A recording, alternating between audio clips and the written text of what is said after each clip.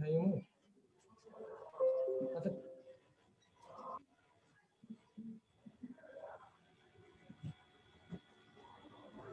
আচ্ছা ঠিক আছে ওকে নো ইস্যু ওকে ওকে আসসালামু আলাইকুম। ব্যাংকার সিলেকশন গাইডের ক্যারিয়ার লাইভ প্রোগ্রাম 11 আপনাদের সবাইকে স্বাগত। আজকে আমাদের সঙ্গে উপস্থিত রয়েছেন বাংলাদেশ ব্যাংকের deputy director Shakil Chowdhury sir. Sir আমাদেরকে পরামর্শ দিবেন প্রিলি প্রস্তুতি এবং লিখিত প্রস্তুতি উভয় নিয়েই। প্রথম আধা ঘন্টা বা প্রথম ভাগে উনি প্রিলি নিয়ে কথা বলবেন, পরবর্তীতে উনি রিটেন নিয়েও কথা বলবেন। সময়ের অভাবে স্যার হয়তো ব্যস্ত ছিলেন, এর জন্য একটু লেট হয়ে গেল। আশা করি আপনারা সবাই আমাদের সাথেই থাকবেন। স্যার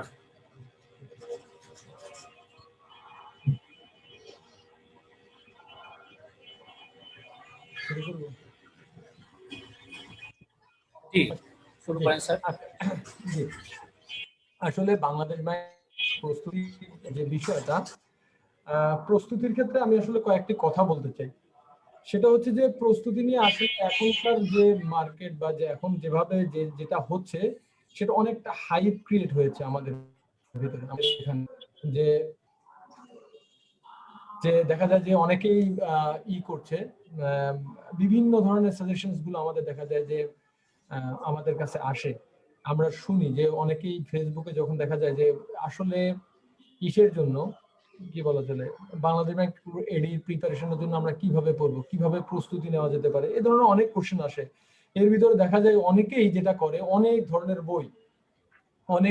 বই অনেকগুলো বই আসলে প্রিপারেশনের সাজেশন দেয়, যে বইগুলো আসলে আমরা যখন প্রিপারেশন নিচ্ছি আমরা তখন পড়ি নাই, বা এই বইগুলো যে পড়ার যে দরকার আছে সেটা মানে এখনো আমাদের কাছে মনে হয় না যে এত বেশি বই পড়ার দরকার আছে কিনা।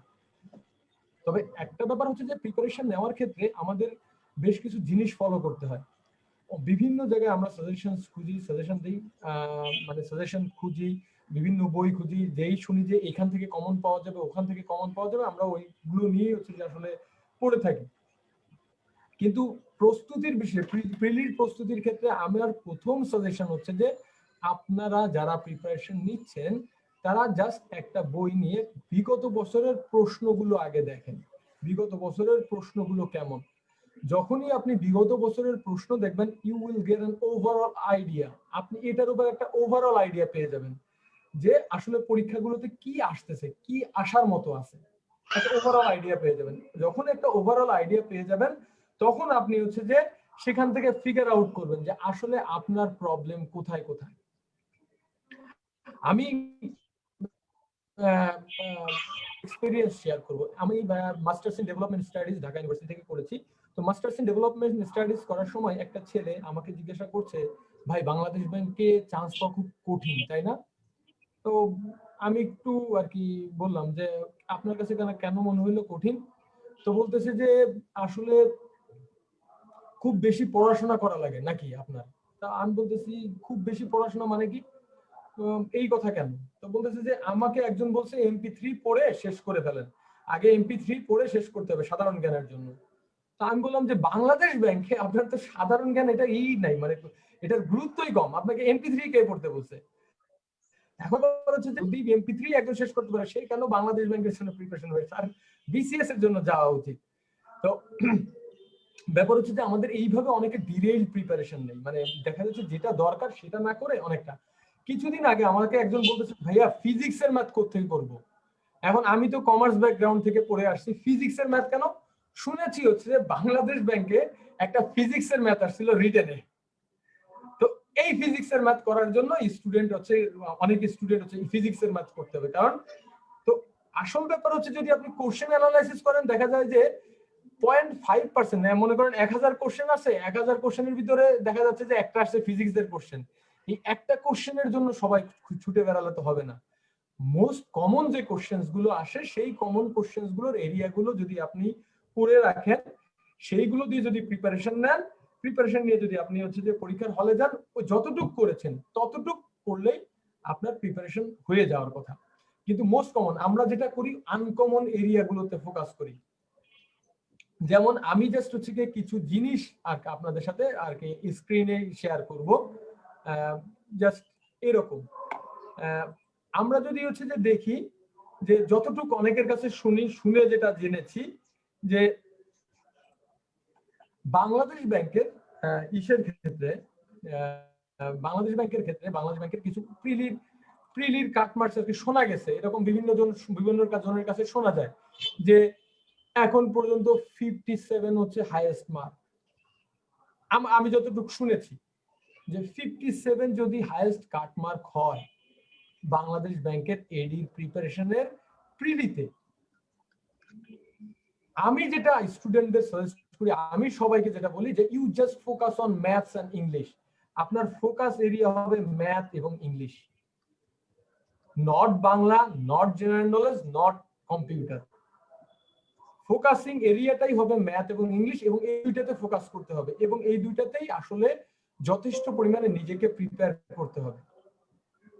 এখন আমরা আসি হচ্ছে যে আমি জাস্ট হচ্ছে যে আপনাদেরকে ক্যালকুলেটিভ ভাবে দেখাই দিব যে আসলে এই যে যদি এখন পর্যন্ত হাইয়েস্ট মার্ক দেখি 57, হচ্ছে যে এই 57 কিভাবে পাওয়া যায় সেই জিনিসটা নিয়ে একটু আর কি জাস্ট একটু ডিসকাস করব। দেখেন, আমরা যদি প্রিলির বার্স গুলো অ্যানালাইসিস করি, কাবিল ভাই আপনি একটু আর কি জাস্ট আমাকে একটু কারেকশন করে দিয়েন যদি মানে এমসিকিউ আসে 100 মার্কসের। আমাদের সময় 100 মার্কসের আসতো, আমি যেবার পরীক্ষা দিয়েছি সেবার 100 মার্কস আসছিল, আমি 2 বার পরীক্ষা দিয়েছিলাম বাংলাদেশ ব্যাংকে। তো এমসিকিউ তে 100 মার্কস আসতো। 100 মার্কস, জি এখনো 100 মার্কই আছে। ইংলিশ আমাদের 100টা কোশ্চেনও আসতো, এখন মনে হয় 80টা কোশ্চেন। সো ইংলিশে অ্যারাউন্ড 20 মার্কস থাকে, বাংলায় 20 মার্কস। আমার হাতের লেখা খুব খারাপ, ডাক্তার হওয়ার একটা ছিল আর কি, প্রতিভা ছিল, কিন্তু বিকশিত হতে পারে নাই কমার্স নিয়ে পড়ার কারণে। আচ্ছা, তারপরে ম্যাথসে আসে অ্যারাউন্ড 30 মার্কস, 20, কম্পিউটার 10। এটা হচ্ছে যে এরকমই তো হয় নাকি, অনেকটা এরকম মার্কস আসে না? তো এরকমই। আচ্ছা, সো এইটা হচ্ছে যে আমাদের 100 মার্কস। এখন আমরা কথা হচ্ছে যে আমি যেটা বলেছি আপনার ফোকাসিং এরিয়া হবে দুইটা জায়গায়, সেটা হচ্ছে ইংলিশ আর math. Apart from this Bangla, GK, computer, বিশ্বাস করেন বা নাই করেন, আমি এই বাকি একটা লাইনও কোনো জায়গা থেকে পড়ি নাই। আমি তার মানে আপনাদের না পড়ে পরীক্ষার হলে যেতে বলছি না, আমি বলছি প্রিপারেশনের জন্য আপনাকে ফোকাস করতে হবে যেটা কোনটা আপনার জন্য ইম্পর্টেন্ট সেই জায়গাটা। সো আমি দেখেন এই 100 মার্কস প্রিলির ভিতরে আমার কথা হচ্ছে আপনাকে খুবই বেশি এফিশিয়েন্ট হতে হবে ম্যাথস এবং ইংলিশে। আপনি যদি ম্যাথ এবং ইংলিশে খুব বেশি পরিমাণে এফিশিয়েন্ট হন, তখন আপনার ইস্যুগুলো আসবে কোথায় একটু জাস্ট ভালো করে খেয়াল করেন। এইখানে আপনার ইস্যুগুলো কোত্থেকে আসবে দেখেন। আমরা যদি কাবিল ভাই আপনি একটু জাস্ট আমাকে হচ্ছে একটু কোঅপারেট করেন, জাস্ট হচ্ছে যে আমরা আমি আসি আপনার সাথে।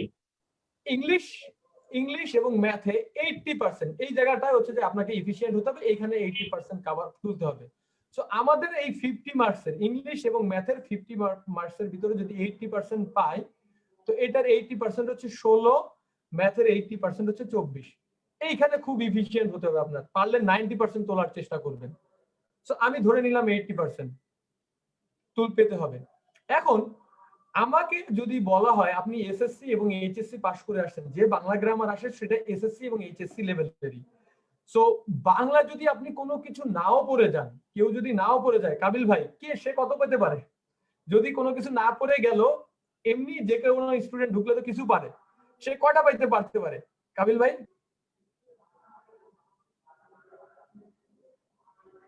আচ্ছা কাবিল ভাই আমি বলি, যদি বাংলা আপনি নাও পড়ে যান সেক্ষেত্রে আপনাকে দেখা যেতে পারে যে আপনার অ্যারাউন্ড কম করে হলেও আপনি মিনিমাম 5 থেকে 6টা পারবেন, যদি আপনি নাও পড়ে যান এরকম 5-6টা কমন থাকে।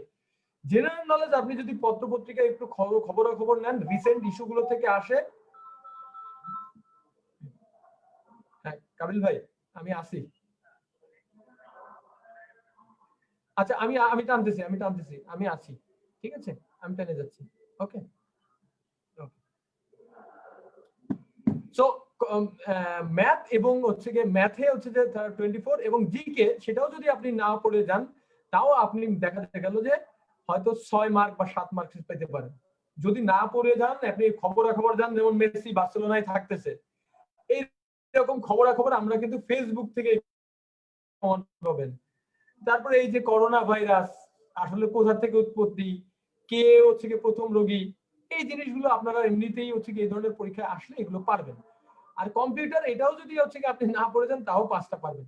এখন আমরা শুধু অ্যাড আপ করি, জাস্ট জিনিসগুলোকে অ্যাড আপ করি। 40 আর 12 আর 5 একদম 57। সো ইউ সি আপনারা দেখেন আপনারা 57 মার্কস টোটাল আপনারা 57 আপনি পাচ্ছেন।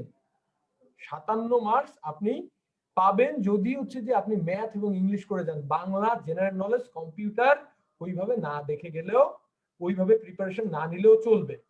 আপনাদের ফোকাসিং এরিয়া, কারণ এই প্রিলির পরে আপনার যে প্রিপারেশন হবে হচ্ছে যে রিটেনের।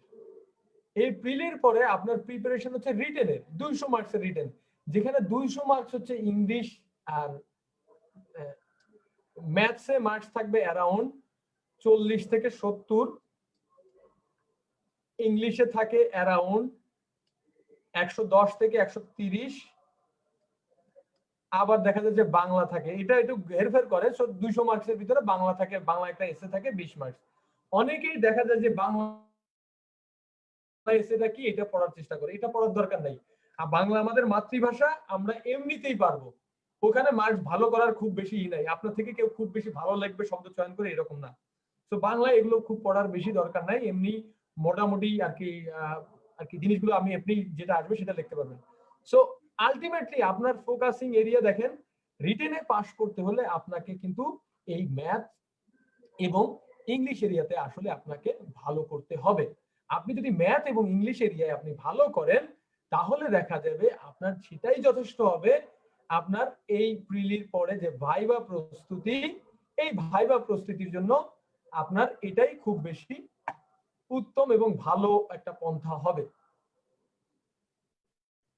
আচ্ছা, এটার পরে আমরা হচ্ছে যে এই হচ্ছে যে আমাদের মোটামুটি ভাবে এই যে জিনিসটা আমি বলতে চাইছি সেটা হচ্ছে এখানে। এখন তার মানে কি আপনাকে ম্যাথ ইংলিশে পড়তে বলছি, তার মানে কি জেনারেল নলেজ একদমই পড়বেন না, কম্পিউটার একদমই পড়বেন না? অবশ্যই পড়বেন।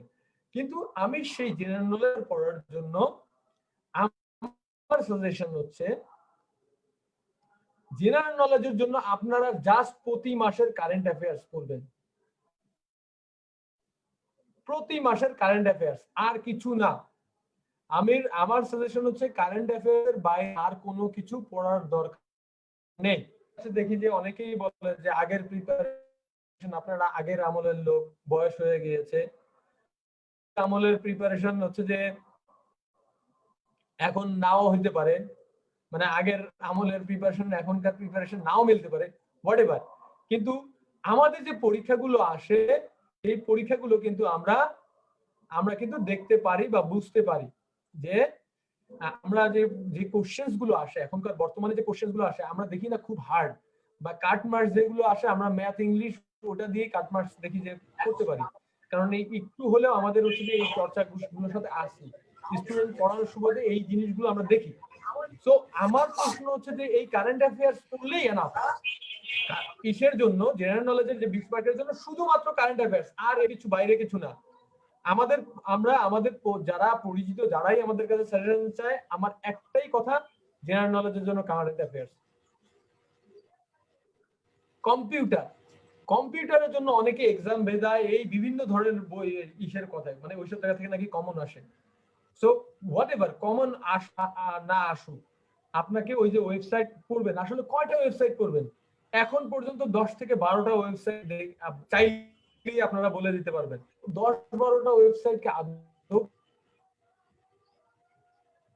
9-10 এর কম্পিউটার বই আমি তাও বলবো না, আমি বলবো যে হচ্ছে যে আপনি তো কম্পিউটার ইউজ করেন, আপনি তো এই ফেসবুকে এই ওয়েবিনারটা দেখছেন, সো আপনি কিন্তু জুম অ্যাপসে দেখছেন, সো জুম অ্যাপস সম্পর্কে আপনি জানেন, এই জিনিসগুলো একটু জেনে নেওয়া আর কি।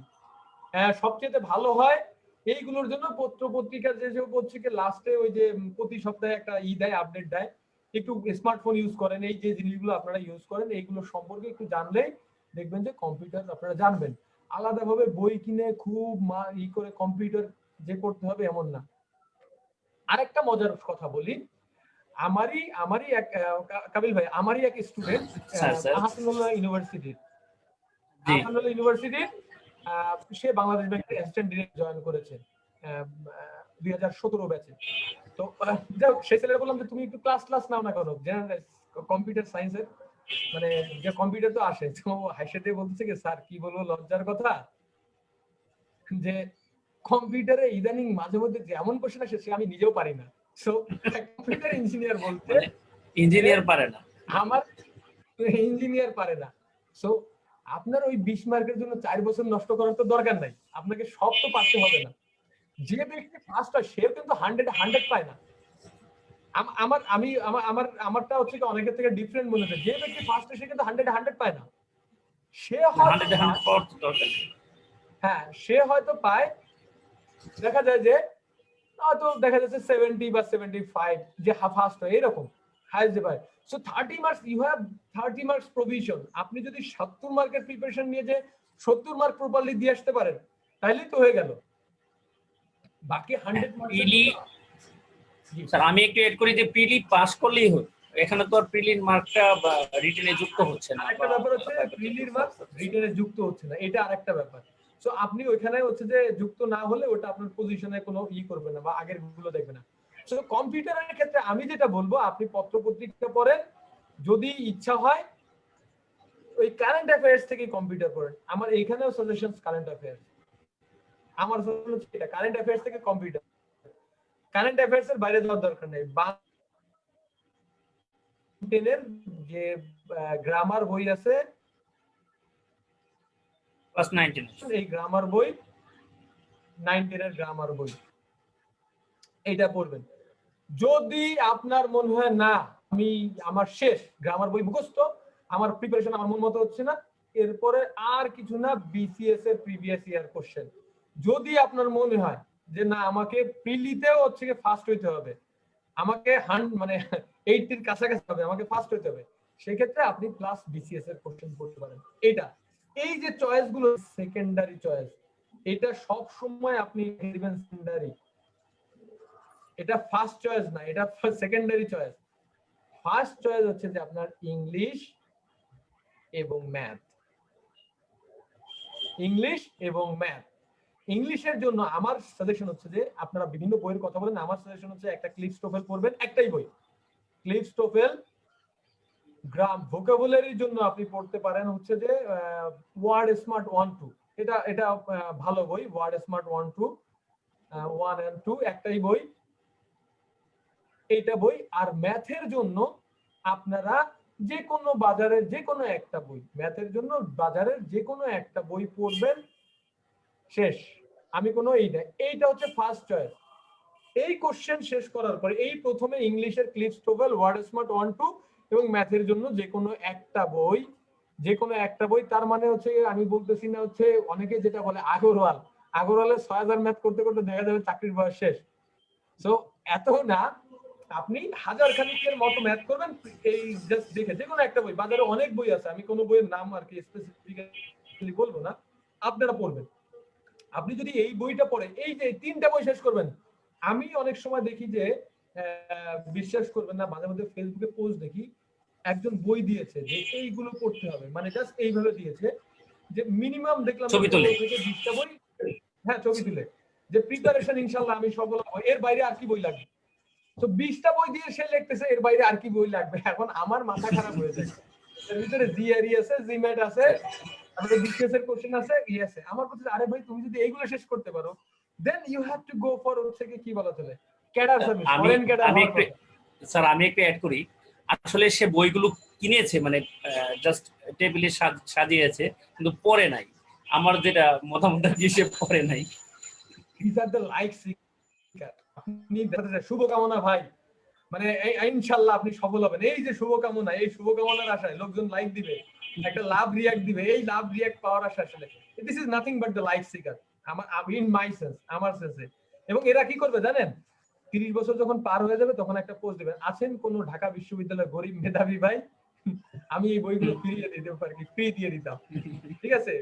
তো তখন আবার একজন বলবে যে আপনি যদি হচ্ছে যে এরকম বলবে যে আপনার মতো যদি হতো তাহলে বদলে যেত, মানে ব্যাপারটা হচ্ছে যে এরকম, মানে উদার মনের মানুষ। হ্যাঁ, উদার মনের মানুষ। কিন্তু তার যখন হচ্ছে করার দরকার ছিল, ওই বইগুলো আসলে হচ্ছে তার নষ্ট করে ফেলানো, পড়ে নষ্ট করে ফেলানো দরকার ছিল, সেটা তো করার নেই। সে হচ্ছে আসলে কাগজগুলোর মিস ইউটিলাইজেশন করছে। আসলে ব্যাপারটা হচ্ছে এটা যে সো হোয়াট এভার, আমার কথা হচ্ছে যে আপনারা এতগুলো বই পড়ার দরকার, 3টা বই পড়েন, পড়ে আর কারেন্ট অ্যাফেয়ার্স, প্রতি মাসের কারেন্ট অ্যাফেয়ার্স পড়েন। এটা শেষ হয়ে গেলে, 1 মাসের কারেন্ট অ্যাফেয়ার্স শেষ হয়ে গেলে যদি মনে হয় যে না এটা শেষ, তাহলে আপনাকে অ্যাডভান্স প্রিপারেশনে যেতে হবে। কি করবেন? আর কিচ্ছু না, প্রিভিয়াস ইয়ারের কোশ্চেন সলিউশন, আর কিচ্ছু না, শুধু প্রিভিয়াস ইয়ারের কোশ্চেন সলিউশন করতে থাকবেন, আর নিজের দুর্বলতাগুলো করছেন সেগুলো।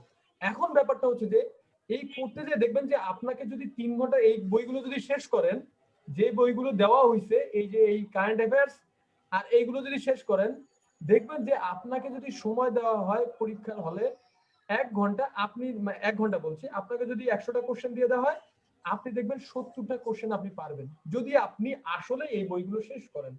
70টা কোশ্চেন নিশ্চিত পাবেন, 70 is enough to secure your position. আপনার পজিশনটা সিকিউর করার জন্য 70 এনাফ। কিন্তু দেখবেন যে আপনি পরীক্ষার হলে সফল হতে পারছেন না, কারণ কি? তখন আপনার যে ইস্যুটা অ্যারাইজ করবে, আপনার যে ম্যাথটা করে দিয়ে আসতে পারবে না, ইস্যুটা অ্যারাইজ করবে টাইম ম্যানেজমেন্ট। আপনি অঙ্ক পারেন, যদি 3 ঘন্টা সময় দিয়ে দেওয়া হয়, আপনি 70-80 মার্কসের অঙ্ক করতে পারবেন, ইংলিশ করে দিয়ে আসতে পারবেন, চিন্তা ভাবনা করে দিয়ে আসতে পারবেন। কিন্তু আপনার হাতে সময় তো 1 ঘন্টা। এই 1 ঘন্টাকে যখন হচ্ছে কি আপনি এই যে আপনি অঙ্ক আপনার বেসিক ক্লিয়ার, এখন আপনাকে টাইমটাকে কাজে লাগানোর জন্য what you need to do, আপনাকে দরকার unit practice and practice to be efficient in time management. আপনাকে টাইম ম্যানেজমেন্ট, অনেকে টাইম ম্যানেজমেন্টের টেকনিকের জন্য ম্যাথের শর্টকাট খুঁজতে যায়। খেয়াল রাখবেন, আপনি যদি প্রাথমিক অবস্থায় ম্যাথের শর্টকাট না শিখে, যদি ম্যাথের বেসিক না শিখে যদি শর্টকাট শিখতে যান, তাহলে যে জিনিসটা হবে, it will kill your mathematical ability. Chance পাওয়া সম্ভব হবে না। প্রিলি পাস করতে পারবেন, দেখবেন যে রিটেনে, আমার কাছে প্রচুর স্টুডেন্ট আমার কাছে নক করে যে ভাই প্রিলি পাস করতেছি, রিটেন পাস করতে পারতেছি না। তো বলে যে আমি বলি যে আচ্ছা পড়েন, আপনি পড়েন, আপনি হচ্ছে যে প্রিলি যদি পাস করেন তাহলে তো ম্যাথের প্রবলেম হওয়ার কথা না। না না ভাই, আমার প্রিলিতে কোনো সমস্যা নাই, প্রিলির ম্যাথের সমস্যা না, আমার রিটেন ম্যাথের সমস্যা। আমার কথা হচ্ছে প্রিলি ম্যাথে যদি সমস্যা না হয়, রিটেন ম্যাথের সমস্যা হওয়ার কথা না।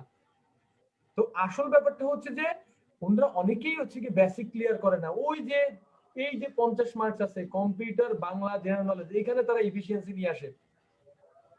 আমি অনেক স্টুডেন্টে দেখেছি যে ম্যাথ ইংলিশে, আমরা ছোটবেলা থেকে 2টা টিচারের কাছে নিয়মিত পড়ছি, ম্যাথ আর ইংলিশ। আর দুর্বলতা হচ্ছে কি এই জায়গাটাই বেশি, কারণ হচ্ছে যে আমরা আসলে বেসিক থেকে শিখি না। সো যে জিনিসটা হচ্ছে যে আমি একটু অ্যাড করি। জি জি জি। তো ইংলিশ এবং ম্যাথেই সবচেয়ে বেশি করতে হবে, এই দুইটা নিয়েই মানে কাজ করতে হবে, যা করতে হবে এই দুইটা নিয়েই করতে হবে।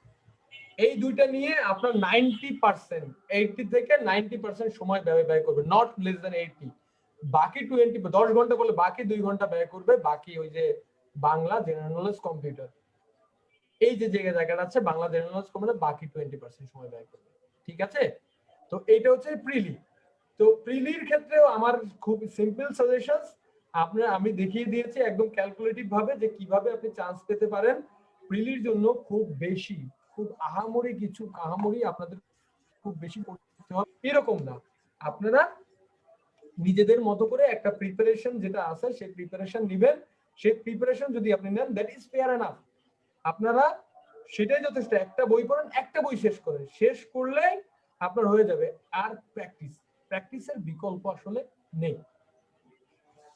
স্যার, আপনাকে অনেকেই ধন্যবাদ জানিয়েছেন কমেন্টসে। তারপর তাইবুল ইসলাম নামে একজন বলছেন, ভাই রিটেনে লেখার কিছু নিয়ম বলে দিয়েন, যেভাবে লিখলে খুব ভালো মার্ক পাওয়া যায়। ধন্যবাদ। তারপর এস এফ সজল বলছেন, স্যার রিটেনের জন্য এমন স্ট্র্যাটেজিক কিছু বলবেন, মানে প্রিলিতে যেরকম সুন্দরভাবে স্ট্র্যাটেজিক্যালি বলে দিলেন যে এইভাবে এটা এতটুকু সময় দিবেন, টাইম ম্যানেজমেন্ট প্লাস সবকিছুতে, রিটেনের জন্য জাস্ট ওরকম স্ট্র্যাটেজিক প্ল্যান চাচ্ছে। আচ্ছা, আসলে রিটেনে আসলে অনেক ধরনের স্ট্র্যাটেজি আছে। আমি দুইটা জিনিস ফলো করি রিটেনের ক্ষেত্রে। আমি আহামরি খুব ভালো লিখতে পারি না। আমি বাংলাদেশ ব্যাংকে চান্স পেয়েছি, কিন্তু আমার রাইটিং স্ট্যান্ডার্ড খুব আহামরি না। আমি খুব নরমাল লিখি, খুব সিম্পল লিখি। যে হচ্ছে অনেকেই দেখি যে রাইটিং যখন লেখে, আমি বিভিন্ন লোকজনেরকে দেখি, এবং আমাদের সাথে অনেক ছেলেপেলে আছে যারা জিআরই কমপ্লিট করে আসছে বিভিন্ন। আমি আসলে এরভাবে পড়ার সময় পাইনি, চাকরি বাকরি অবস্থায় করেছি। গ্রাজুয়েশন শেষ করার সাথে সাথে গ্রামীণ ফোনে জয়েন করেছিলাম, এরপরে সিটিসেল, তারপর আইএফএসসি ব্যাংকের head of sales and distribution ছিলাম। এই অবস্থায় আছে আসলে আমি পরীক্ষা দিয়েছি আসলে বাংলাদেশ ব্যাংকের। সো আমার মাথার উপরে সারা বাংলাদেশ ব্যাংকের সেলস ছিল, আমার মাথার ভিতরে পরীক্ষা কখনো ছিল না। ইভেন পরীক্ষার দিন সকালবেলা আমার আমরা স্যার আমরা এর মধ্যে তাহলে একটা প্রশ্ন, অনেকেই প্রশ্নটা করে যে চাকরি করার পাশাপাশি কিভাবে সম্ভব, মানে আপনি তো সফল, চাকরি করার পাশাপাশি কিভাবে পড়াশোনা চালিয়ে যাওয়া সম্ভব, এটা একটু বলে নিয়ে। ওকে, আমি এটা বলবো, আমি আমার স্ট্র্যাটেজি গুলো আমি বলবো। আমি হচ্ছে যে স্ট্র্যাটেজি গুলো বলবো, তার আগে আপনার যে হচ্ছে যে ম্যাথের যে রিটেনের যে ইস্যুটা আছে, সেই রিটেনের ইস্যুটা নিয়ে আমি জাস্ট বলবো।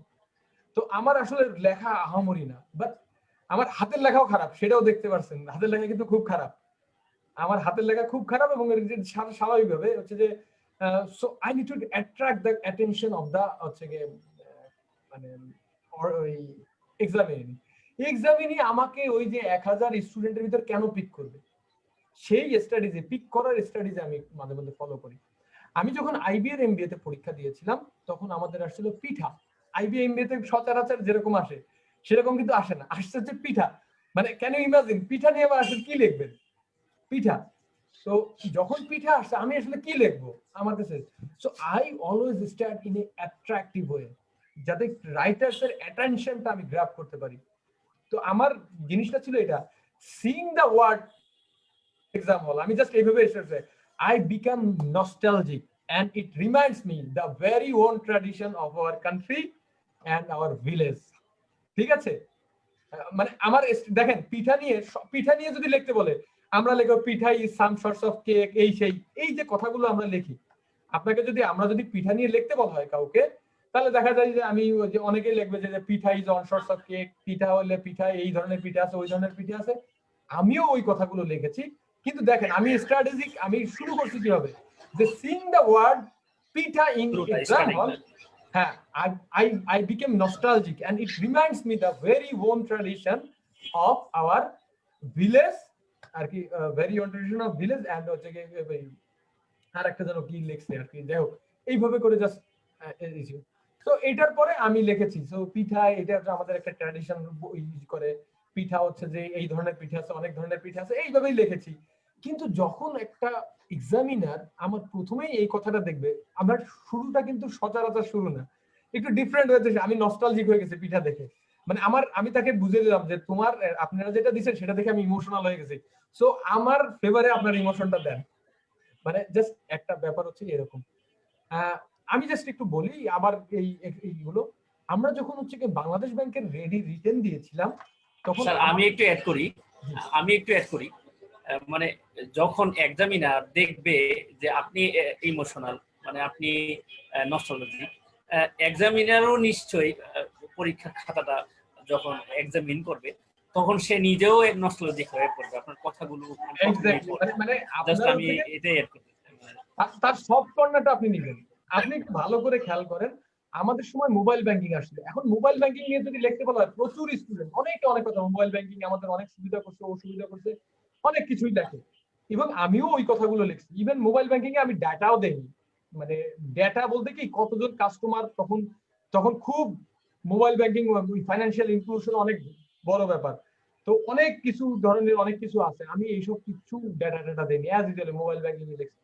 বাট আমার স্টার্টিং ওয়াজ ডিফারেন্ট। আমি স্টার্ট করেছিলাম এরকম, জাস্ট একটা চাপা মেরে দিই, one day I didn't have chance to pay the rickshaw puller and I paid it through mobile banking, this is how mobile banking has facilitates our daily life.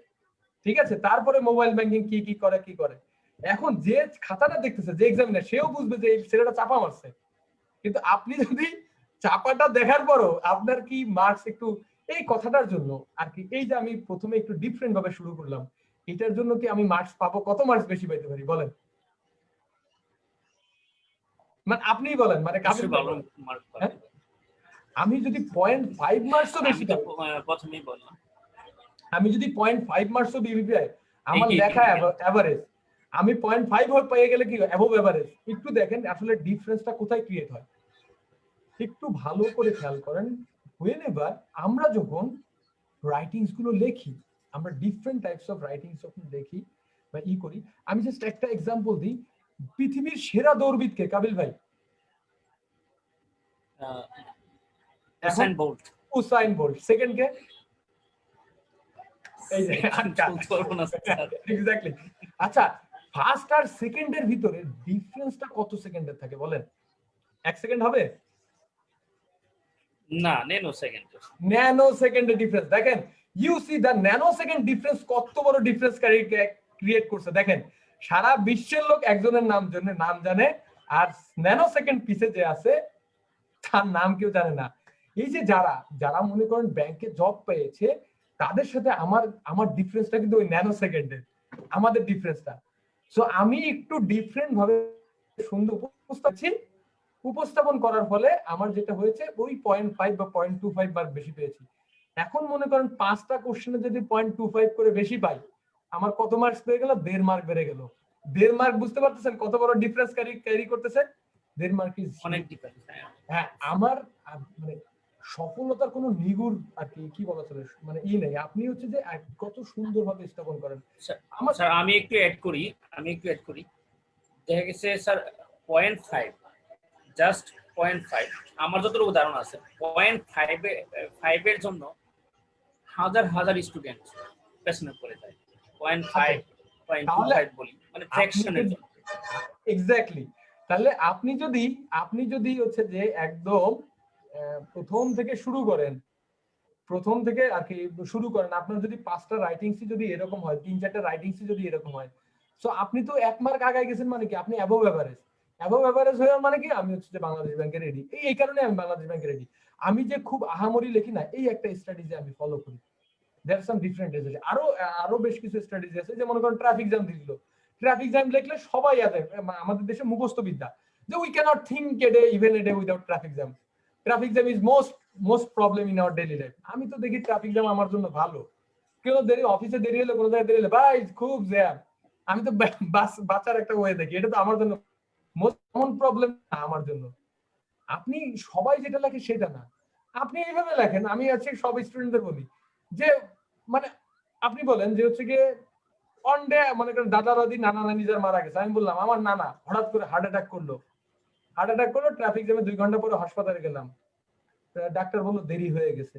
মানে যে we could have save our life, মানে my grandfather life, if we reach in on time. This is how traffic jam are taking tolls of our daily life. Just এইভাবে করেন, যে করবে না, যে পড়বে, যে এক্সামিনার পড়বে, তার কিন্তু মন কাঁদো হয়ে যাবে, আহারে বেচারা, তার নানা বা দাদা হারাইছে, মানে ট্রাফিক জ্যামে হারাইছে। কিন্তু মানে ব্যাপারটা হচ্ছে, দিস ইজ দ্য স্ট্র্যাটেজি। আমি সব সময় আমার রাইটিংস এর ক্ষেত্রে আমি দ্যাট স্ট্র্যাটেজি ফলো করেছি। আরেকটা স্ট্র্যাটেজি হচ্ছে রাইটিং আউট অফ নোওয়্যার, কোনো কিছুর বাইরে, মানে কিছু জানেন না তারপর লিখতে হবে। যেমন হচ্ছে যে মনে করেন হচ্ছে বিসিএস এ একটা স্টুডেন্ট, মানে বিসিএস দিয়ে এসে একটা স্টুডেন্ট জিজ্ঞাসা করছে যে ভাইয়া, যে এবার হচ্ছে যে কি জানো, নাজনীন সুলতানা বাংলাদেশের প্রথম মহিলা বিচারপতি, 2 দিন আগে হয়েছিল, এবার রিটেনে আসছিল, নাজনীন সুলতানার জীবনী লেখো। এখন লোকজন শুধু জানেন নাজনীন সুলতানা প্রধান বিচারপতি, তার সম্পর্কে কিছু জানেন না। তো তাহলে কি আপনি ফাঁকা রেখে আসবেন? ফাঁকা রেখে, so you need to write something. আপনি কিছু তো লিখে আসতে হবে। আর কি লিখবেন? তো ব্যাপারটা হচ্ছে এরকম, লেখা যায় নাজনীন সুলতানা বাংলাদেশের একটি মুসলিম সম্ভ্রান্ত পরিবারে জন্মগ্রহণ করিয়াছিলেন। ঠিক আছে, কোনো ভুল কিছু লিখছেন? ছোটবেলা থেকে তিনি অত্যন্ত মেধাবী ছিলেন। তাই না? মেধাবী না থাকলে কিভাবে বিচারপতি হইছে? মহিলা মানুষ অনেক ই ছিল, মহিলা মানুষদের তিনি মানে কি অনেক অত্যন্ত মেধাবী ছিলেন। তিনি ও কৃতিত্বের সহিত আগের কালের মানুষ শিওর ম্যাট্রিক এবং আর কি বলা চলে ম্যাট্রিক এবং ইন্টারমিডিয়েট পাস করালো, এসএসসি এইচএসসি ছিল না তখন। তো তিনি হচ্ছে কি কৃতিত্বের সহিত ম্যাট্রিক এবং ইন্টারমিডিয়েট পাস করেন। পাস করে তিনি আইন বিদ্যায় পড়াশোনা করেছেন, কারণ বিচারপতি তো আইন ছাড়া হবে না নাকি। আইন বিদ্যা সেখানে তিনি কৃতিত্বের সহিত পাস করে, আগে যদি ব্যারিস্টার থাকে বাইরে থেকে ডিগ্রি থাকে আপনি জানেন কৃতিত্বের সহিত বিদেশে গমন করেছে, সেখানেও সে কৃতিত্ব করে তিনি আইন পেশায় যোগদান করেন, সেখানে তার কৃতিত্ব স্বাক্ষর রেখেছেন এবং যার স্বাক্ষরতার ফলাফল স্বরূপ তিনি হচ্ছে যে বাংলাদেশের প্রথম মহিলা বিচারপতি হিসেবে এসেছে। এখন আরো কিছু তিনি বাংলাদেশের মহিলাদের অগ্রদূত হিসেবে অগ্রদূত এই সেই তিনি অনেক পদ দেখিয়েছেন, এই সেই আপনি তো অনেক কিছু লিখতে পারেন। আপনি হচ্ছে যে এতটুকুর জন্য 1 মাস তো দিবেন। নারীর ক্ষমতায়ন চলে যাওয়া যায়, নারীর ক্ষমতায়ন, হ্যাঁ নারীর ক্ষমতায়ন তো লিখে দেওয়া যায়, 1 মাস তো আপনাকে দিবেন নাকি। এইটা হচ্ছে কি কোনো স্ট্র্যাটেজি না, এটা হচ্ছে যে নাই মামা থেকে কানা মামা ভালো। So there are some different strategy, এবং আমি আরো কিছু স্ট্র্যাটেজি ফলো করি যে কোনো ভুল না যায়। কমন মিস্টেকস কিছু এরিয়া আছে, এই কমন মিস্টেকস গুলো গ্রামাটিক্যাল গুলো মিস্টেকস করে স্টুডেন্টরা, বিশেষ করে হচ্ছে যে রিলেটিভ প্রোনাউনে প্রচুর পরিমাণে মিস্টেকস আমি পাইছি, যে এই মিস্টেকস গুলো আসলে আমি অ্যাভয়েড করি। সো देयर আর সাম মানে আসলে কি অনেক ধরনের স্ট্র্যাটেজি আছে, মানে সব তো আসলে বলে যাবে না। তো আমি জাস্ট কি পয়েন্ট গুলো বললাম যেগুলো to attract the attention of the customer আর কি এক্সামিনিং, সে যাতে আপনার টাকা দেখে পড়ে খুশি, আপনার অ্যাট্রাকশনটা যাতে পায়, এটা হচ্ছে রিটেনের একটা স্ট্র্যাটেজি হতে পারে। ওকে, আচ্ছা তাহলে আমরা রিটেনের স্ট্র্যাটেজি শুনলাম। তারপর ফোকাস রাইটিং নিয়ে অনেকেই প্রশ্ন করেন, এর মধ্যে জুয়েল রানা বলেছেন যে ফোকাস রাইটিং সম্পর্কে কিছু বলতেন না, ফোকাস রাইটিংটা আসলে কিভাবে সাজালে ভালো হয়। অনেকে বলে যে পয়েন্টস আকারে লিখলে ভালো হয়, অনেকে বলে যে না পয়েন্টস আকারে লিখবেন না, হিন্টস আকারে লিখেন, কিংবা অনেকে বলে হিন্টস আকারে লেখা ঠিক না, একদম শুধু মানে প্যারা প্যারা দিয়ে লিখবেন। এটা সম্পর্কে যদি আসলে ফোকাস রাইটিং বলতে আমি আসলে কি, আমি যতটুকু ফোকাস রাইটিং যেটা হচ্ছে যে ফোকাস, একদম জাস্ট ওয়ার্ডটা হচ্ছে focus. You need to be focus on your topic, number 1 issue হচ্ছে এইটা। এখন ফোকাস রাইটিং যখন আসে, আমি জাস্ট একটা এক্সাম্পল দিই, যেমন হচ্ছে যে মনে করেন ট্রাফিক জ্যাম দিয়ে লিখতে বললো, একটা বললো যে traffic jam has a negative impact on GDP, GDP তে আছে। আমি অনেক স্টুডেন্ট দেখেছি যে জিডিপি কে আবার এক্সপ্লেন করা শুরু করছে, GDP means gross domestic product, মানে লেখা বাড়ানোর জন্য সে কিন্তু আর ফোকাসে থাকলো না, তার তার কিন্তু ট্রাফিক জ্যাম লেখার কথা। ফোকাস, সো ফোকাস রাইটিং এর আমি একটু অ্যাড করি, আমি একটু আপনি যে কথাটা বলছেন আমি জাস্ট ওটাই বলি যে ফোকাস রাইটিং বলতে আপনাকে যে টপিকটা দেওয়া হয়েছে ওটাকেই ফোকাস করতে হবে, ওটাকেই ফোকাস রাখতে হবে। অন্য কিছু হয়তো আপনি লিখতে পারবেন, ওটার দিকে চলে যাওয়া যাবে না, just focus on the topic. ওইটার সাথে সাথে একদম ডাইরেক্টলি রিলেভেন্স থাকে আপনার এই gross domestic product, gross domestic প্রোডাক্টকে আপনাকে ডিফাইন করে দেয়, last year our GDP was এত এত এত হওয়ার কথা, নেগেটিভ ইম্প্যাক্ট আছে বাস শেষ, এখন আপনি অন্য ইস্যু লেখেন ওই ইস্যুতে। সো ফোকাস রাইটিং এর একটা ইস্যু। আরো যে জিনিসটা হচ্ছে যে অনেকেই যখন ফোকাস রাইটিং লেখে, আমাদের প্রচুর স্টুডেন্টরা যখন ফোকাস রাইটিং লেখে তখন দেখা যায় যে হচ্ছে যে কি বলা চলে যে কিভাবে লিখবে, অনেকেই যেটা করে যে হচ্ছে যে ডেটা প্রেজেন্টেশনের কথা বলে, ইদানিং ডেটাটা আসলে ডেটা প্রেজেন্টেশনটা ওজন্য না, ডেটা প্রেজেন্টেশনটা হচ্ছে যে টু হেল্প দ্য এক্সামিনিকে যাতে হচ্ছে একটা ইজিয়ার ভিউ দিতে পারেন। এখন আপনি ইজিয়ার ভিউ দিলে আপনি ডেটা যদি রিপ্রেজেন্ট করেন, ডেটা আকারে যদি একটা ডেটা দেন, তাহলে এটা হচ্ছে এক্সামিনিকে ইন এ নাটশেল একটা ভিউ দেন, আপনার লেখার থেকে ওই নাটশেল ভিউটা হচ্ছে কি এক্সামিনি দেখতে পারে। সো আপনি ডেটা প্রেজেন্ট করতে পারেন, খুব সুন্দরভাবে ডেটা প্রেজেন্ট করে দিতে পারেন, চার্ট আকারে পাই চার্ট অথবা হচ্ছে কি একটা টেবিল আকারে ডেটা প্রেজেন্ট করতে পারেন, যদি আপনার ইউ হ্যাভ দ্যাট ইনফরমেশন, যে আপনার কাছে যদি ইনফরমেশন অ্যাভেলেবল থাকে। আর একটা হচ্ছে যে ফোকাস রাইটিং এর ক্ষেত্রে পয়েন্ট আকারে লেখার পক্ষপাতী আমি না, পয়েন্ট আকারে পক্ষপাতী আমি না, পয়েন্ট আকারে লেখা যায় কিন্তু পয়েন্ট আকারে পক্ষপাতী আমি না। কারণ কি এটা বলি, মনে করেন আপনাকে হচ্ছে গিয়ে একটা জিনিসের, মনে করেন মোবাইল নিয়ে লিখতে বলছে, মোবাইল লিখতে বলে আপনি পয়েন্ট আকারে লেখার ইন্ট্রোডাকশন, সো ইন্ট্রোডাকশন আসলে ইন্ট্রোডাকশনের মতো হইতে হবে। এখন বলেন কি অ্যাডভান্টেজ, এখন হচ্ছে অ্যাডভান্টেজ আমরা অনেকে অনলাইনে পড়াশোনা করতে পারছি, অ্যাডভান্টেজ আমাদের কমিউনিকেশন ইজিয়ার করছে, করছে, অ্যাডভান্টেজ লিখলেন। এখন অ্যাডভান্টেজের ভিতরে আমরা অনেক সময় মোবাইলে ব্যয় করি, আপনি লিখে ফেললেন, কিন্তু অনেক সময় আমাদের সময় খেয়ে যাচ্ছে, অনেক খরচ হচ্ছে, এটা তো ডিসঅ্যাডভান্টেজ, তাই না? সো আপনি যদি পয়েন্ট আকারে লেখেন, আপনি কিন্তু অ্যাডভান্টেজের ভিতরে ডিসঅ্যাডভান্টেজ ঢুকাতে পারতেছেন না, ডিসঅ্যাডভান্টেজের ভিতরে অ্যাডভান্টেজ ঢুকাতে পারতেছেন না, লিমিটেশনসটা চলে আসছে। আমার কথা কি মানে ব্যাপারটা কি ক্লিয়ার হয়েছে যে আমি এইজন্য পয়েন্ট আমি একটু অ্যাড করি। জি স্যার আমি একটু অ্যাড করি, যেমন পয়েন্ট আকারে সে লিখলো, কিন্তু এক্সামিনার যে পয়েন্টটা চাচ্ছে, মানে এক্সামিনার যে পয়েন্টটা চাচ্ছে, সাপোজ মনে করেন মোবাইল ফোন নিয়ে এসে 10টা পয়েন্টই লিখলো পয়েন্ট আকারে, কিন্তু এক্সামিনার এমন একটা পয়েন্ট খুঁজতেছে যে জিনিসটা নাই, মানে তার ফোকাস রাইটিং এ নাই, তো সেই ক্ষেত্রে সে তো এক্সামিনার তো স্যাটিসফাই হবে না, সে অবশ্যই ডিসকাস সো আমি জাস্ট এটা অ্যাড করলাম। আমি আসলে আমার এটা আমার আমার অনেকে পয়েন্ট আকারে লিখতে পারে, পয়েন্ট আকারে অনেকেই আমাদের থেকে ভালো লাগে। সো আমি যতটুকু যেভাবে খাতা দেখেছি, মানে আমি কিছু খাতা দেখার সুযোগ হয়েছে কোনোভাবে। সো খাতা যেগুলো দেখেছি মোটামুটি ভাবে দেখা যায় যে না, পয়েন্ট আকারে যে খুব বেশি লিখছে এরকম না। আবার পয়েন্ট আকারে আসলে কি, পয়েন্ট আকারে লিখলে আপনি লিমিট হয়ে যাচ্ছে, আপনার হচ্ছে কি স্কোপটাকে লিমিট করে ফেলছেন। আপনি আপনার স্কোপকে কেন লিমিট করবেন? আপনার যেটা মনে আসে তখনই লিখতে পারেন, প্যারা আকারে লিখতে পারেন, কোনো সমস্যা নাই। তবে প্যারাগ্রাফ যদি লেখা থাকে, প্যারাগ্রাফ এক প্যারায় লিখবেন। আর যদি এসে বা এগুলো থাকে সেটা আপনার সুবিধা মতো, আপনি এক প্যারাও লিখতে পারেন, অনেক প্যারা প্যারা করে লিখতে পারেন। তবে এটার ক্ষেত্রে হচ্ছে প্যারা প্যারা লেখা ভালো। তবে আরেকটা জিনিস আমি জাস্ট অ্যাড করি, আমি যেটা হচ্ছে যে অনেক সময় চাই যে আপনি একটা খুব সুন্দর পয়েন্ট ইউনিক আপনি লিখেছেন, সেই পয়েন্টটাকে আপনি চেষ্টা করছেন যে এক্সামিনার যাতে সেটাকে দেখে। তো আপনি নরমাল যে লিখতেছেন, নরমাল এরকম করে লিখে আসতেছেন, normally you write in this way, এইভাবে আপনি লিখে যাচ্ছেন। কিন্তু আপনি যে কথাটা লিখছেন, এখন একটা পয়েন্ট লিখছেন বা এই জিনিসটা পয়েন্ট আকারে লেখেন না, কিন্তু আপনি চাচ্ছেন এক্সামিনার এই পয়েন্টটা দেখুক, মানে আলাদাভাবে যেন দেখে। তো আপনি এই তখন কি করতে পারেন, কি লেখার ফন্টটা চেঞ্জ করে দিতে পারেন। লেখার ফন্টটা হচ্ছে পরীক্ষার হলে এরকম একটু চেঞ্জ করে দিলেন, নরমাল আপনার যে ফন্টটা আছে সেখান থেকে একটু চেঞ্জ করে লিখলেন, যাতে এক্সামিনারের চোখে ফুটে ওঠে, এক্সামিনারের চোখে যাতে ফুটে ওঠে যে কিভাবে আপনারা এইটা করেছেন, মানে কি বলা চলে, মানে আপনি যে জিনিসটা শেয়ার করতেছেন সেটা যেন একটু ফন্ট চেঞ্জ করে আমি এটা করতাম। একবার অনেকে ডিফারেন্ট কালি ইউজ করার কথা বলে, ডিফারেন্ট কালি আসলে না ইউজ করাটাই better, unless it is code, কারো কোড যদি উল্লেখ করেন,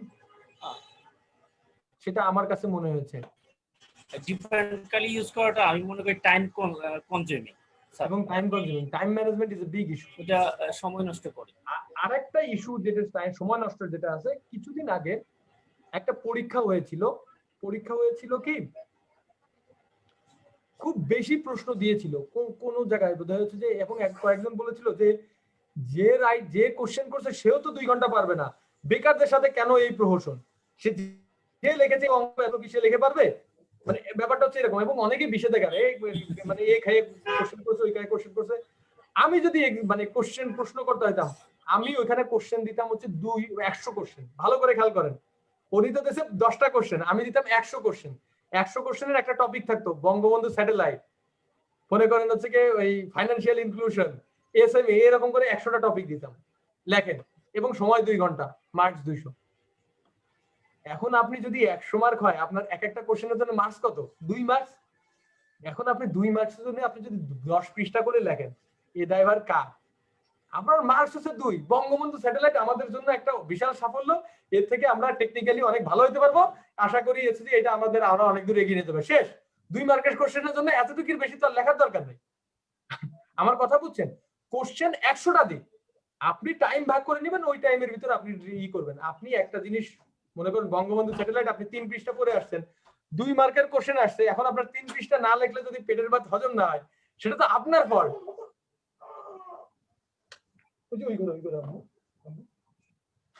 আম্মু কই, সরি,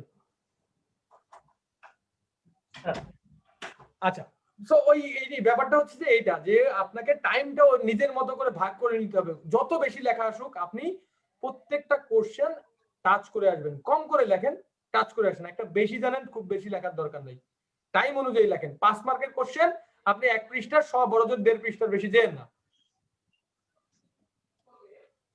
জি আচ্ছা স্যার, সাবরিনা জেসমিন নামে একজন প্রশ্ন করেছেন, রিটেনে 5টা ম্যাথের মধ্যে যদি 2টা আমি পারি এবং বাকিগুলো খুব ভালোভাবে লিখে আসি, রিটেনে কেমন মার্ক পাওয়া যাবে? মানে উনি 2টা ম্যাথ, শুধু 2টা ম্যাথ দিয়ে হয়তো এডি হতে চাচ্ছেন। আমি স্পষ্টভাবে বলতে চাই, আপনি যদি বাংলাদেশ ব্যাংকের এডি হতে চান, বাংলাদেশ ব্যাংকের এডি হতে হলে রিটেনে 5টা ম্যাথ আসলে 5টা ম্যাথই করতে হবে।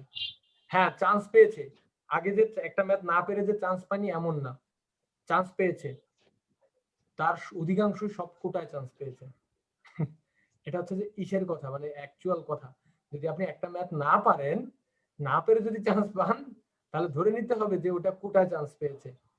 সো আপনাকে যেটা করতে হবে, অবশ্যই অবশ্যই সব কটা ম্যাথ আপনাকে করতে হবে, পারতে হবে। আমি হচ্ছে কি স্ট্রেট ফরওয়ার্ড, আমি স্ট্রেট ফরওয়ার্ড কথা বলি। মানে ব্যাপারটা হচ্ছে যে কারণ যারা কোটা থাকে তাদের হচ্ছে কি মার্কসটা একটু কম থাকে, মানে একটু সামান্য, যে খুব বেশি যে তা না, হয়তো 3-4 মার্কস কম থাকে। অন্যান্য দিকে এক্সট্রিমলি ভালো করছে, একটা ম্যাথ খারাপ করছে, এই জন্য হচ্ছে দেখা গেল পিছাই গেছে 2-3 মার্কস। হয়তো সে হচ্ছে যে আমাদেরই মতোই, ওই যে 19-20 হয়তো।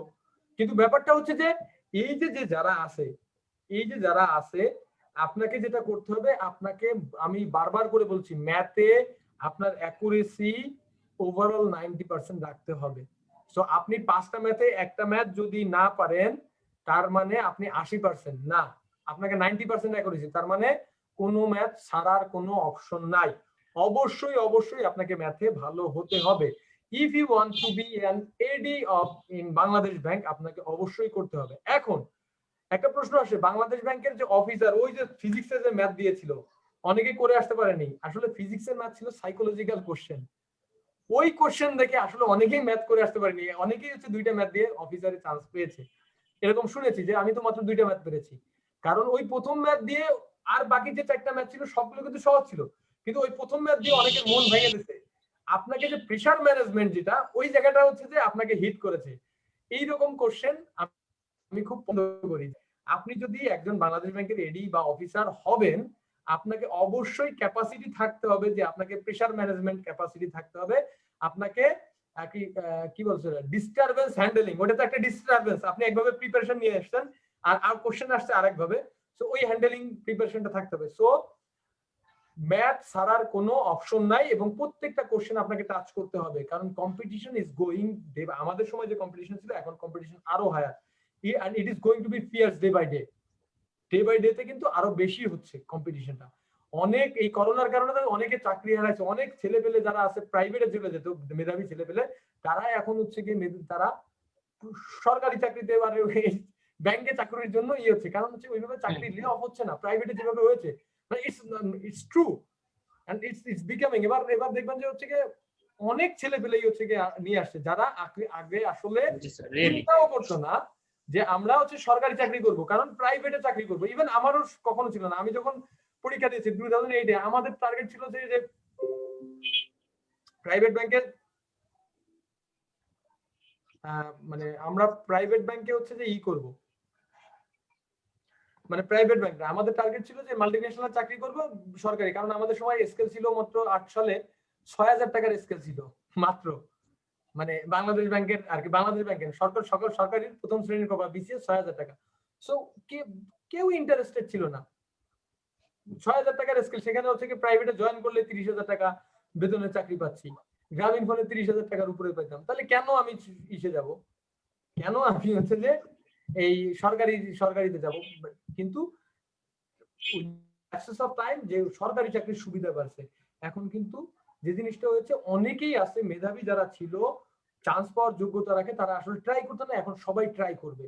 সো আপনার কম্পিটিশনটা ফিয়ার্স, আপনার একটা কোনো ইফোর্ট যেন, মানে চান্স না পান কোনো দুঃখ নাই। আমার প্রশ্ন হচ্ছে, যারা প্রিপারেশন নিচ্ছেন, আপনি যে বাংলাদেশ ব্যাংকের এডি হবেন, এটার কোনো মানে এটা ইটস নট দ্য ইস্যু, কারণ হয়তো আপনি একটা প্ল্যান করছেন, আল্লাহ ইজ দ্য বেস্ট প্ল্যানার।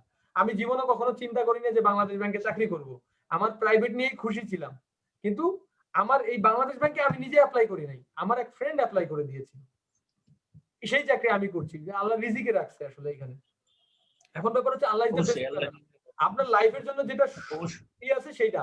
এখন হয়তো বাংলাদেশ ব্যাংক হইলো না, আপনি মন খারাপ করার কিছু নাই, হয়তো এর থেকে ভালো কিছু আপনার জন্য ওয়েট করছে। বিসিএস হচ্ছে না, আমি জাস্ট হচ্ছে একজন বলবো, নাসার যে আমাদের বাংলাদেশের যে নাসা গ্রুপ, সে বিসিএস শিক্ষা হয়েছিল কততম ক্যাডার যেন ছিল, 16 না কততম বিসিএস ক্যাডার হয়েছিল নাসা গ্রুপে। হামিম গ্রুপ নাসা এর হচ্ছে কি চেয়ারম্যান, যে ঠিক নাম নয়। তো বিসিএস হয়েও সে হচ্ছে কি ছেড়ে চলে আসছে, বিসিএস ছেড়ে এসে ব্যবসা শুরু করছে।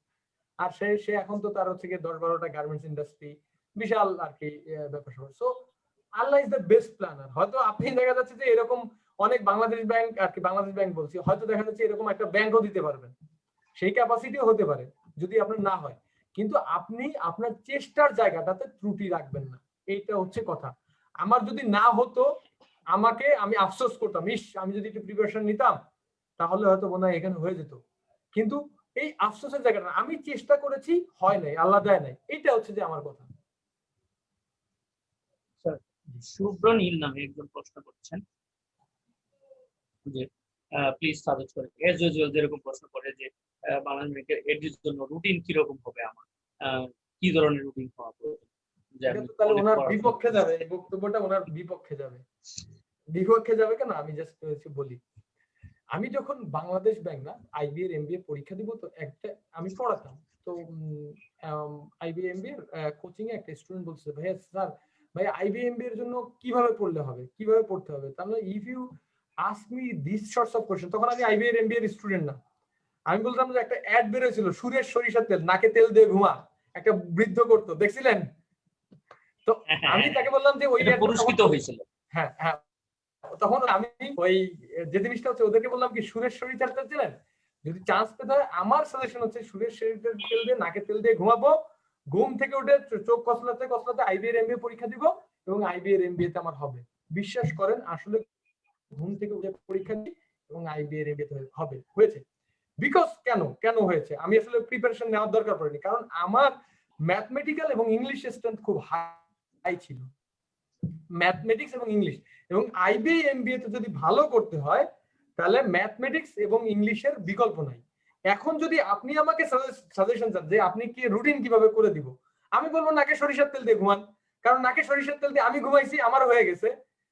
আপনার জন্য যেটা ভালো, আসলে আপনার দুর্বলতা কোথায় আমি তো জানি না, আপনি কোথায় দুর্বল সেটা আমি জানবো কি করে? আমি আপনাকে বললাম বেশি বেশি করে ম্যাথ পড়েন, আপনি সকালে উঠে ম্যাথ পড়েন, বিকেলে উঠে, আপনি আগে কোশ্চেন দেখেন, কোশ্চেন দেখে দেখবেন, যদি মনে হয় যে না আমি এখানে দুর্বল, আমার 5 মিনিট পড়লে হবে, আপনার রুটিন করবেন 5 মিনিটের। আপনি যদি মনে করেন যে আপনার রুটিন যদি 10 ঘন্টা লাগে, আপনি 10 ঘন্টা, আপনার যদি মনে হয় না আমার রুটিন লাগবে হচ্ছে 18 ঘন্টার রুটিন, আপনি 18 ঘন্টার রুটিন করবেন এবং সেইভাবে পড়ার চেষ্টা করবেন।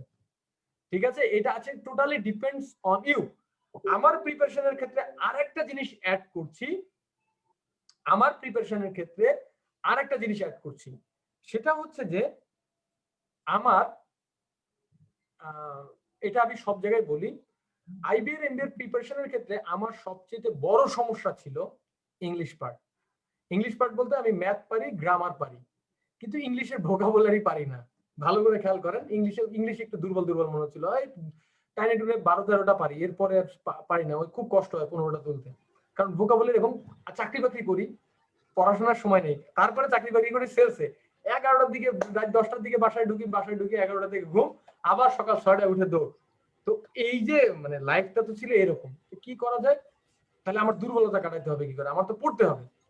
সো সবচেয়ে মজার ব্যাপার, I started taking classes on English. আমি ইংলিশে কোচিং সেন্টারে ক্লাস নেওয়া শুরু করে দিলাম। ভালো করে খেয়াল করলে জিনিসটা কেমন হয়ে গেল না, ইংলিশে দুর্বল আমি, হ্যাঁ কোচিং সেন্টারে ইংলিশ ক্লাস নিয়েছি। এখন ব্যাপারটা হচ্ছে যে কিভাবে নিয়েছি, এটা it's funny but it's work. আমার আগে হচ্ছে আমি কোচিং সেন্টারে যেতাম, আসলে কোনো এবং এই যে জানতাম না যে প্রিপারেশন নিয়ে যাবো, সেই সময়টুকু আমার ছিল না। দেখা যায় 9টায়, শুক্রবার দিন 9টা থাকতো, ক্লাসে ঢুকতাম, ক্লাসে ঢুকে যে ক্লাসে যখন 30টা স্টুডেন্ট থাকে, 30টা স্টুডেন্টের 2 থেকে 3টা কিন্তু খুব ভালো স্টুডেন্ট থাকে, তাই না? অবশ্যই। তো আমি যে বলতাম যে student, I became an interactive person. আমি বলতাম আচ্ছা আপনারা পড়েন, একজনকে বললাম পড়েন, আচ্ছা এইটা থেকে আপনারা কে কি বুঝছেন বলেন। সো একজনের মতো করে হচ্ছে ডিফাইন করতো। তো যখন একটা স্টুডেন্ট ডিফাইন করতো, আমার মাথায় তো আর কি একেবারে খারাপ অবস্থা না, কিছু তো আছে। তখন সে হচ্ছে যে যখন বলতো, আমি যখন ধরে ফেলতাম, yes, you are exactly right. সে এই জিনিসটা আমি ওই জিনিসটাকে আবার ফার্নিশ করে স্টুডেন্টদের বুঝাই দিতাম। এন্ড সবচেয়ে মজার কাহিনী হচ্ছে I became one of the best English instructor. ঠিক আছে, দেখেন আমার ইংলিশের দুর্বলতা আমি এইভাবে কাটিয়েছি, এবং ইন্টারেক্টিভ হইতো, স্টুডেন্টও মজা পাইতো, তাদের কাছ থেকে শুনতাম নিতাম। স্যার আমি একটু বলি যে আমি জানতাম যে আপনি ম্যাথে খুব ভালো এবং ম্যাথে মানে প্রমাণকে ম্যাথ পড়ানো, কিন্তু আমি জানতাম না যে আপনি ইংলিশও পড়াইছেন বা ইংলিশেও আপনি খুব ভালো। ইংলিশ পড়াইতেও মানে ইংলিশ অভিজ্ঞতা আছে। তো স্যার আমরা আজকে শেষ মুহূর্তে চলে আসছি। তো আমি আপনার কাছে একটা লাইভে একটা অনুরোধ রাখবো যে আমাদের গ্রুপে সদস্যদেরকে ম্যাথ নিয়ে তো আপনি অনেক লেকচার দেন, আমি জানি ম্যাথ খুব ভালো, আপনি খুব দক্ষ লেকচারার ম্যাথের উপর। আমাদেরকে যদি একদিন সময় দেন আমরা আপনার কাছ থেকে বিস্তারিত ম্যাথ সম্পর্কে শুনবো। আচ্ছা, মানে আমি একটু জাস্ট এখানে বলতে পারি একটা জিনিস, জাস্ট অ্যাড করব আপনাদের সাথে। সেটা হচ্ছে যে যদি আপনারা এটা করতে পারেন যে স্টুডেন্টদের একটা টপিক, যদি কঠিন টপিক আপনারা খুঁজে বের করে কিছু ম্যাথ কালেকশন, কঠিন ম্যাথের কালেকশন করলেন, বা হচ্ছে যে কোনো একটা টপিকের উপরে আমি একদিন লাইভ ক্লাস নিয়ে নিব, কোনো সমস্যা নেই। আমি লাইভ ক্লাস নিব ওই টপিকের উপরে, হোপফুলি স্টুডেন্টদের জন্য ইজিয়ার হবে। যে the way I will follow, স্টুডেন্টরা সেটা ইজি ভাবে বুঝতে পারবে। মনে করেন মিক্সচার, পারমুটেশন, কম্বিনেশন, আমি যে হচ্ছে সেট, যেসব অঙ্কগুলো আসলে খুব কঠিন, time and speed, time and work, মানে জাস্ট আমি হচ্ছে যে স্টুডেন্টের মতো করেই আর কি আমি করা দেওয়ার চেষ্টা করব, সমস্যা নেই ইনশাআল্লাহ।